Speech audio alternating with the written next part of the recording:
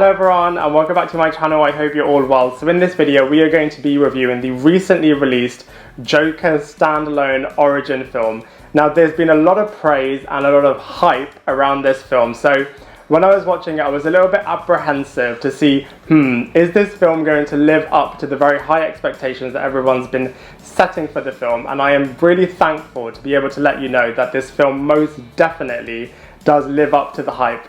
Joaquin Phoenix did an absolutely fantastic job. Now this film could have been pretty confusing for the fans because Joaquin Phoenix is the third Joker to play the character on the big screen over the last 10 years or so, so this could have been quite confusing.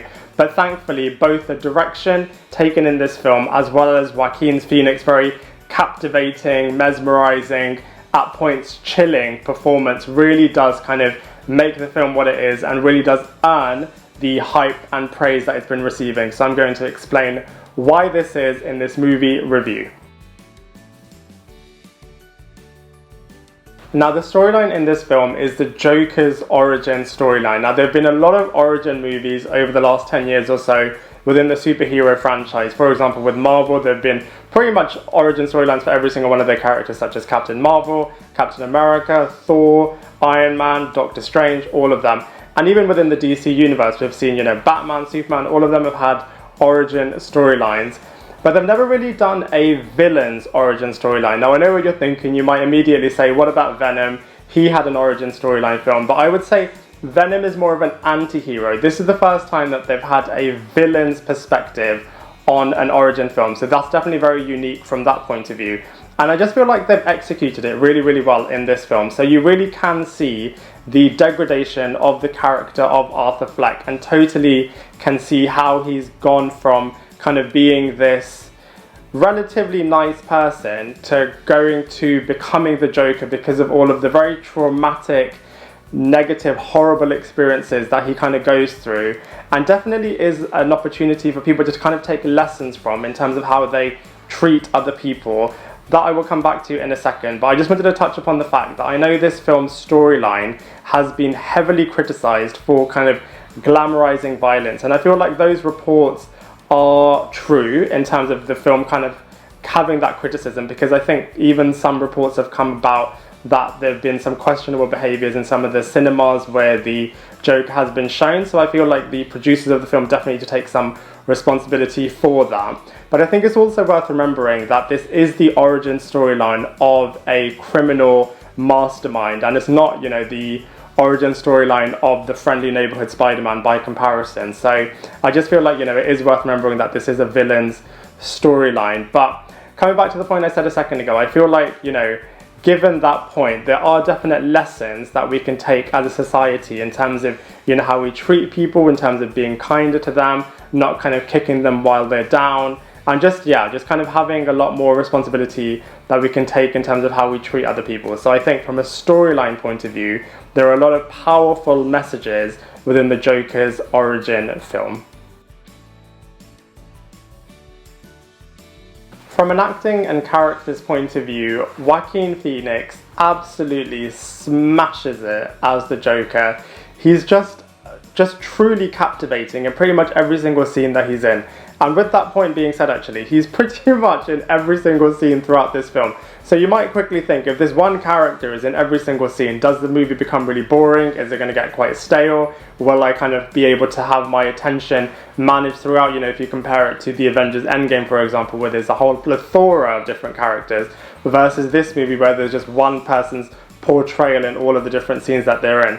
But actually, it's not boring at all. It's incredibly captivating. Both the storytelling and the acting is just done in such a kind of mesmerizing way that you're just kind of wanting to see what happens next to this character. He goes through insane experiences that kind of lead to him becoming the Joker, and kind of because you know that that's coming, you're just kind of waiting to kind of see that moment happening. But they do explain how he gets to becoming that character just so well throughout this film. So I feel like, from a character's point of view, Joaquin Phoenix absolutely smashes it out of the park with his portrayal of Arthur Fleck and the Joker. There are some other iconic characters in this film as well, which kind of brings the familiarity to the whole kind of world of Batman in this film. I won't reveal who they are because we'll obviously enter spoiler territory, But needless to say, you know, the kind of world of these different characters and the experiences that Arthur Fleck and the Joker have in this film are fantastic.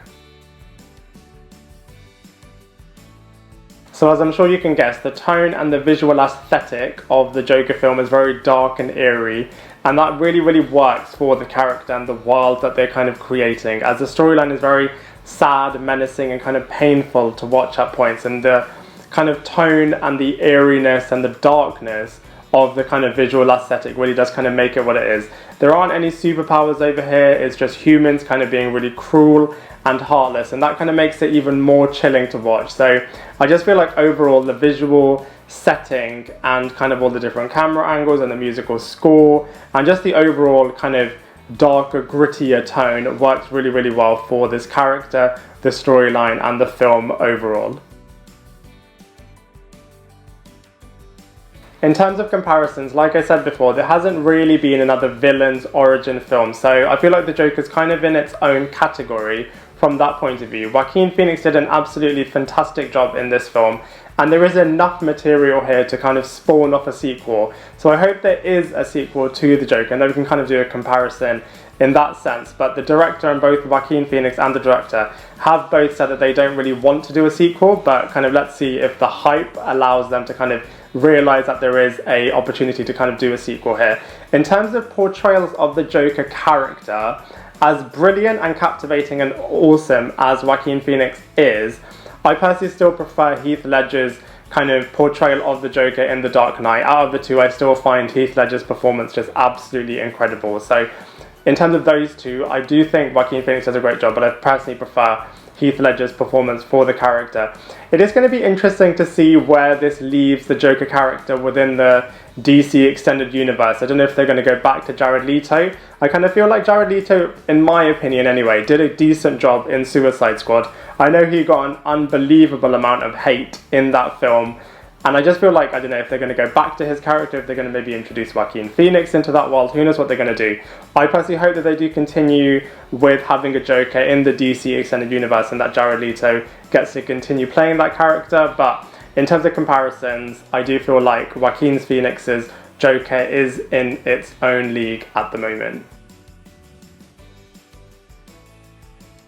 Overall, I'm sure you can tell that I really, really enjoyed the Joker standalone film. I love the way they looked at humanity, the way they looked at mental health, and the way that they kind of looked at the villain's perspective totally in a standalone film without any kind of heroes in there at all, which hasn't really been done before. So I just feel like, you know, credit where credit's due, the Joker's done a fantastic job. I hope that they do a sequel to the film, because there's definitely enough material in there to kind of spawn a sequel, and I feel like there's enough hype out there for the studio to realise that it's definitely worth a sequel. So let's see what happens. But as far as this movie goes, I really, really enjoyed it, and for those reasons I'm going to give it a solid 7.5 out of 10. I'd love to hear what you think, so please let me know in the comment section below. Otherwise, I look forward to seeing you in my next video.